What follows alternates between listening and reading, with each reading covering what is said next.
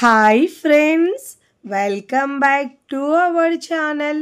ఈరోజు మన కిచెన్లో ఎలాంటి పప్పులు నానబెట్టకుండా, పిండి పులియబెట్టకుండా అప్పటికప్పుడు ఈజీగా టేస్టీగా చేసుకునే 2 రకాల దోశ రెసిపీస్ని చూపించబోతున్నానండి. 2 కూడా క్రిస్పీగా తిన్న కొద్దీ తినాలనిపిస్తాయండి. హెల్తీగా ఇలా చేసుకుంటే బరువు తగ్గాలనుకున్న వారికి, లేదంటే డయాబెటీస్ ఉన్న వాళ్ళు కూడా హెల్త్కి చాలా మంచిదండి. 2 కూడా క్రిస్పీగా సూపర్గా ఉంటాయండి. మార్నింగ్ బ్రేక్ఫాస్ట్లోకి, లేదంటే నైట్ డిన్నర్లోకి చేసుకోవచ్చు. మరి ఇక ఆలస్యం చేయకుండా చాలా ఈజీ సోరకాయతో టేస్టీ దోశలను ఎలా చేయాలో చూద్దాం రండి. ముందుగా ఇక్కడ నేను ఒక గిన్నె తీసుకున్నానండి. దాంట్లో కొలతలన్నీ ఒకదాంతో తీసుకోవాలండి. 1 కప్పు నేను ఇక్కడ రేషన్ రైస్ తీసుకున్నానండి. అదే కప్పుతో 1/2 కప్పు మినపగుళ్ళు తీసుకోవాలండి. పెద్ద మినపప్పు అయినా తీసుకోవచ్చండి. ఇప్పుడు దీంట్లో 1/2 టీ స్పూన్ మెంతులు వేసుకోవాలండి. వేసుకొని ఇలా వాటర్ వేసుకొని 2 నుంచి 3 సార్లు బాగా వాష్ చేసుకోవాలండి. ఫస్ట్ టైం నా ఛానల్ చూస్తున్న వాళ్ళు ప్లీజ్ నా ఛానల్ని సబ్స్క్రైబ్ చేసుకోండి, లైక్ చేయండి, పక్కనున్న బెల్ ఐకాన్ని ప్రెస్ చేయండి. ఇలా ప్రెస్ చేయడం వల్ల నేను పెట్టే వీడియో నోటిఫికేషన్ ముందుగా మీ హోమ్ పేజ్కి వస్తాయండి. ఇలా వాటర్తో వాష్ చేసుకుని ఆ వాటర్ తీసి మళ్ళీ తిరిగి వాటర్ పోసుకొని 2 గంటలు నానబెట్టుకోవాలండి. అంతకంటే ఎక్కువ అవసరం ఉండదండి. నేను ఇక్కడ 2 గంటలు నానబెట్టిన తర్వాత చూపిస్తున్నానండి. మార్నింగ్ లేవగానే ఇలా మీరు నానబెట్టుకున్నారంటే అప్పటికప్పుడు మన టిఫిన్ టైం వరకు దోశ రెడీ చేసుకోవచ్చండి. ఇప్పుడు ఇలా మిక్సీ జార్ తీసుకొని నానిన ఇలా బియ్యం పప్పులు వేసుకోవాలండి. చాలా టేస్టీగా, ఇంకా హెల్త్ కూడా చాలా మంచిదండి. మార్నింగ్ బ్రేక్ఫాస్ట్లోకైనా, లేదంటే నైట్ డిన్నర్లో కూడా చేసుకోవచ్చండి. ఇలా చేసి పెడితే పిల్లలైతే చాలా ఇష్టంగా తింటారండి. హెల్త్కు కూడా చాలా చాలా మంచిదండి.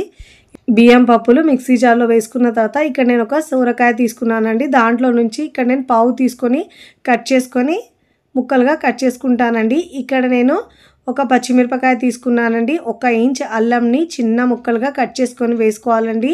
ఇప్పుడు సోరకాయను ముక్కలుగా కట్ చేసుకున్నానండి. బాగా వాష్ చేసుకొని 2 కప్పుల దాకా తీసుకోవాలండి. ఏ కప్పుతో అయితే మనం పప్పు బియ్యం తీసుకున్నామో అదే కప్పుతో 2 కప్పులు సోరకాయ ముక్కలు తీసుకోవాలండి. ఇప్పుడు మనము మెత్తగా గ్రైండ్ చేసుకోవాలండి. ఎక్కడ పలుకులు లేకుండా వీలైనంత వరకు మెత్తగా గ్రైండ్ చేసుకోవాలి. ఎంత మెత్తగా గ్రైండ్ చేసుకుంటే మనకు దోశ అనేది అంత క్రిస్పీగా చాలా బాగా వస్తుంది. చూడండి, మరీ వాటర్ ఎక్కువ వేయకుండా, ఎందుకంటే మనకు సోరకాయలో కూడా వాటర్ ఉంటుంది కాబట్టి చూసుకుంటూ యాడ్ చేసుకోవాలండి. ఇప్పుడు దీంట్లో రుచికి సరిపోయినంత ఉప్పు వేసుకోవాలి. ఉప్పు వేసుకొని ఒకసారి బాగా మిక్స్ చేసుకోవాలండి. దీంట్లో వంట సోడా, ఈనో ఏమీ వేసే అవసరం లేదండి. పిండికి పులియబెట్టే అవసరం లేదు. అప్పటికప్పుడు దోశలు మనం ఇలా వేసుకోవచ్చండి. గ్రైండ్ చేసిన వెంటనే వేసుకోవచ్చు.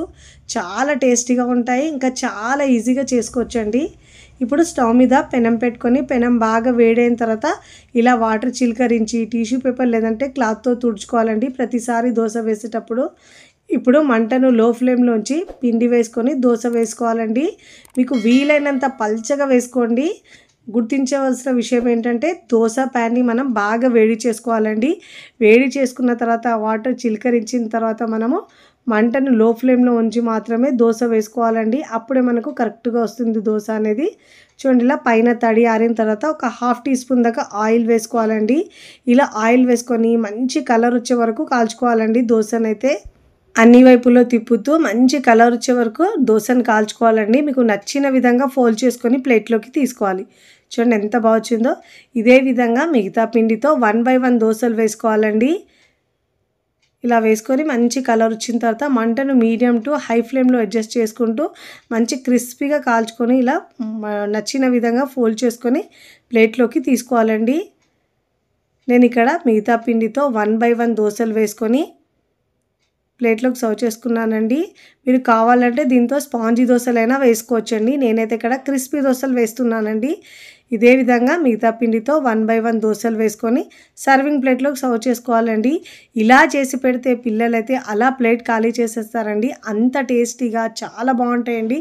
హెల్తీగా ఉన్న దోశలు వారంలో ఒక్కసారి ఇలా చేసుకొని తింటే హెల్త్కి చాలా మంచిదండి. బరువు తగ్గాలనుకున్న వారు, డయాబెటీస్ ఉన్న వాళ్ళకు కూడా చాలా మంచిదండి. అప్పటికప్పుడు చేసుకునే ఈ సోరకాయ దోశలు మీకు నచ్చితే తప్పకుండా ట్రై చేయండి. ట్రై చేసి ఎలా కుదిరిందో కామెంట్ ద్వారా తెలియజేయండి. గోధుమ రవ్వతో సెకండ్ దోశ రెసిపీని ఎలా చేయాలో చూద్దాం. ముందుగా ఇక్కడ నేను మిక్సింగ్ బౌల్ తీసుకొని దాంట్లో 1 కప్పు మినపగుళ్ళు లేదంటే పద్ద మినపప్పు అయినా తీసుకోవచ్చు. 1/2 టీ స్పూన్ మెంతులు వేసుకోవాలండి. కొలతలు మీరు గిన్నె గ్లాసు దేంతో అయినా తీసుకోవచ్చండి. ఇప్పుడు వాటర్ వేసుకొని శుభ్రంగా ఒక 2 నుంచి 3 సార్లు బాగా వాష్ చేసుకోవాలి. ఇలా వాష్ చేసుకున్న తర్వాత ఆ వాటర్ తీసేసి మళ్ళీ దాంట్లో తిరిగి వాటర్ పోసుకొని పక్కకు పెట్టుకోవాలండి. ఇక్కడ నేను మరొక మిక్సింగ్ బౌల్ తీసుకోవాలి. మూత పెట్టేసి పక్కకు పెట్టుకోవాలి. ఇక్కడ మరొక మిక్సింగ్ బౌల్ తీసుకొని దాంట్లో ఏ కప్పుతో అయితే మనం మినపగుళ్ళు తీసుకున్నామో అదే కప్పుతో 2 కప్పుల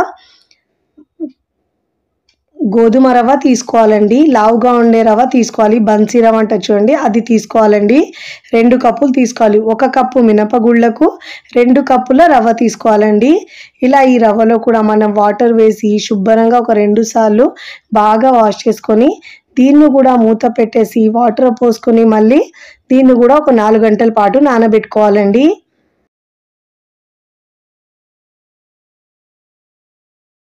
ఇప్పుడు ఇలా రెండుటిని కూడా ఒక 4 గంటల పాటు నానబెట్టుకోవాలండి. మార్నింగ్ లేవగానే కూడా మనం ఇలా నానబెట్టుకుంటే టిఫిన్ టైంకి రెడీ అయిపోతుందండి. మార్నింగ్ బ్రేక్ఫాస్ట్లోకి లేదంటే నైట్ డిన్నర్లోకి చేసుకోవచ్చండి. హెల్తీ బ్రేక్ఫాస్ట్ అండి. ఇప్పుడు ముందుగా మనము మినపగుళ్ళను గ్రైండ్ చేసుకోవాలండి. వాటర్ తీసుకొని తగినంత వాటర్ వేసుకొని మెత్తగా గ్రైండ్ చేసుకోవాలండి. ఎంత మెత్తగా గ్రైండ్ చేసుకుంటే మనకు దోశలు అంతా బాగా వస్తాయండి. ఇప్పుడు ఇలా గ్రైండ్ చేసుకున్న ఈ పిండిని మిక్సింగ్ బౌల్లోకి తీసుకోవాలి. ఇలా పిండి మొత్తాన్ని మిక్సింగ్ బౌల్లో తీసుకొని ఇదే మిక్సీ జార్లో రవ్వను కూడా వేసుకొని కొద్దిగా వాటర్ వేసుకొని మెత్తగా గ్రైండ్ చేసుకోవాలండి. ఏ కప్పుతో అయితే నేను రవ్వ మినపగుళ్ళు తీసుకున్నానో అదే కప్పుతో గ్రైండ్ చేయకముందు ఒక 15 నిమిషాల ముందు 1/2 కప్పు అటుకులు తీసుకున్నానండి. ఆ అటుకులను కూడా నానబెట్టుకున్నాను. నానబెట్టుకున్న ఈ అటుకులను కూడా మీ రవ్వతో పాటు మెత్తగా గ్రైండ్ చేసుకోవాలండి. వాటర్ వేసుకొని మరీ పల్చగా కాకుండా మరీ గట్టి కాకుండా చూసుకుంటూ వాటర్ యాడ్ చేసుకొని గ్రైండ్ చేసుకోవాలి. ఇలా గ్రైండ్ చేసుకున్న ఈ రవ్వను కూడా దీంట్లో వేసుకోవాలి. ఇప్పుడు రెండింటిని బాగా మిక్స్ చేసుకోవాలండి. నాకు ఇక్కడ గిన్నె ఫుల్గా అయిపోయిందండి. మిక్స్ చేయడానికి కాస్త కష్టం అనిపిస్తుందండి. నేను వేరొక బౌల్లోకి ట్రాన్స్ఫర్ చేసుకుంటున్నానండి పిండిని అయితే. చూడండి, ఇక్కడ నేను వేరే గిన్నెలోకి వేసుకున్నానండి. వాటర్ చూసుకుంటూ యాడ్ చేసుకోవాలండి. పిండిని మరీ పల్చగా కాకుండా మరీ గట్టి కాకుండా దోశ బ్యాటర్కి అయితే ఎలా ఉంటుందో అలా ఉండాలండి పిండి అయితే. ఇప్పుడు ఇలా వాటర్ వేసుకున్న తర్వాత కన్సిస్టెన్సీ ఇలా ఉండాలండి వీడియోలో చూపించిన విధంగా. ఇప్పుడు దీంట్లో రుచికి సరిపోయినంత ఉప్పు వేసుకోవాలండి. ఉప్పు కారం మీ టేస్ట్ని బట్టి యాడ్ చేసుకోవాలండి. ఇప్పుడు మనం ఇన్స్టెంట్గా చేస్తున్నాం కాబట్టి 1 టీ స్పూన్ దాకా ఈనో లేదంటే 1/2 టీ స్పూన్ దాకా వంట సోడా అయినా వేసుకోవచ్చండి. ఇక్కడ నేను ఈనో వేసుకొని దీనిపైన 1 టీ స్పూన్ దాకా వాటర్ వేసుకోవాలండి. దీనివల్ల ఈనో మంచిగా యాక్టివేట్ అవుతుంది. దోశలు కూడా చాలా బాగా వస్తాయండి. పిండి పులిసినట్టు అవుతుంది ఇలా వేసుకుంటే. ఇప్పుడు ఇలా బాగా పిండిలో మిక్స్ చేసుకోవాలి. ఎంత బాగా మిక్స్ చేసుకుంటే మనకు అంత బాగా వస్తాయండి దోశలు అయితే. చాలా టేస్టీగా ఉంటుందండి. బరువు తగ్గాలనుకున్న వాళ్ళకైతే వారంలో ఒక 2 సార్లు చేసుకున్న తిన్నా కానీ హెల్త్కి చాలా మంచిదండి. చూడండి, కన్సిస్టెన్సీ ఇలా ఉండాలి వీడియోలో చూపించిన విధంగా. ఇప్పుడు దోశలకు మంచి కలర్ రావడానికి 1 టీ స్పూన్ దాకా పంచదార వేసుకోవాలండి. షుగర్ వేసుకుంటే తీపిదనం ఏం కనిపించదండి. దోశలకు మంచి కలర్ వస్తుంది. హోటల్ వాళ్ళు ఇలా దోశలో మనకు షుగర్ వేసుకుంటారు కాబట్టి మంచి కలర్ వస్తుందండి. ఇప్పుడు ఇలా బాగా మిక్స్ చేసుకొని స్టవ్ మీద ప్యాన్ పెట్టుకొని పెనం పెట్టుకున్న తర్వాత వాటర్ చిలకరించి ముందుగా బాగా వేడి చేసుకొని దానిపైన వాటర్ చిలకరించి టిష్యూ పేపర్ లేదంటే క్లాత్తో తుడుచుకోవాలి. ఇలా తుడుచుకున్న తర్వాత మనం స్టవ్ని సిమ్లో ఉంచుకొని ఇలా 2 గరిటెల పిండి వేసుకొని వీలైనంత వరకు పల్చగా స్ప్రెడ్ చేసుకోవాలండి. ఎంత కావాలంటే మీకు అంత పల్చగా చేసుకోవచ్చు, లేదంటే స్పాంజీ లాంటి దోశలైనా వేసుకోవచ్చండి. ఇలా పైన తడి ఆరిన తర్వాత ఒక 1/2 టీ స్పూన్ దాకా ఆయిల్ వేసుకోవాలి. ఇలా ఆయిల్ వేసుకున్న తర్వాత అన్ని వైపులో తిప్పుతూ మంచి కలర్ వచ్చే వరకు కాల్చుకోవాలండి. ఇలా మంచి కలర్ వచ్చిన తర్వాత ఇప్పుడు ఇలా చూడండి ఎంత క్రిస్పీగా వచ్చిందో. ఇప్పుడు ఫోల్డ్ చేసుకొని ప్లేట్లోకి తీసుకోవాలి. ఇదే విధంగా 1 by 1 దోశలు అన్ని పిండితో వేసుకొని ప్లేట్లోకి తీసుకోవాలండి. చూడండి, ఇలాంటి కలర్ వచ్చే వరకు దోసల్ని కాల్చుకోవాలి. ప్రతిసారి మనం దోస వేసినప్పుడు వాటర్ చిలకరించిన తర్వాతనే టిష్యూ పేపర్తో క్లాత్తో తుడుచుకున్న తర్వాతనే దోస వేసుకోవాలండి. అప్పుడే మనకు దోసలు చాలా బాగా వస్తాయి. నేను దీనిపైన ఆనియన్ వేసుకుంటున్నానండి. ఆనియన్ దోస వేసుకోవచ్చు, మసాలా దోస వేసుకోవచ్చు, మీకు నచ్చిన దోసలు వేసుకోవచ్చండి. ఇలా మంచి కలర్ వచ్చిన తర్వాత ఇప్పుడు నేను ఇక్కడ వేసుకున్న తర్వాత సర్వింగ్ ప్లేట్లోకి సర్వ్ చేస్తున్నానండి. చూస్తుంటేనే ఎప్పుడెప్పుడు తినాలనిపిస్తాయండి. బియ్యం వేయకపోయినా కానీ చాలా టేస్టీగా, చాలా హెల్తీగా ఉంటాయి. మీరు కూడా తప్పకుండా హెల్తీగా ఉండే ఈ దోశలను ఒక్కసారి ట్రై చేయండి. ట్రై చేసి ఎలా కుదిరిందో కామెంట్ ద్వారా తెలియచేయండి. నేనైతే ఇక్కడ టమాటో చట్నీతో సర్వ్ చేస్తున్నాను. భలే రుచిగా ఉండండి. పిల్లలు పెద్దలు కూడా చాలా ఇష్టంగా తింటారు. మళ్ళీ మళ్ళీ కావాలంటారండి. అంత టేస్టీగా ఉంటాయి ఈ హెల్తీ దోశలు అయితే.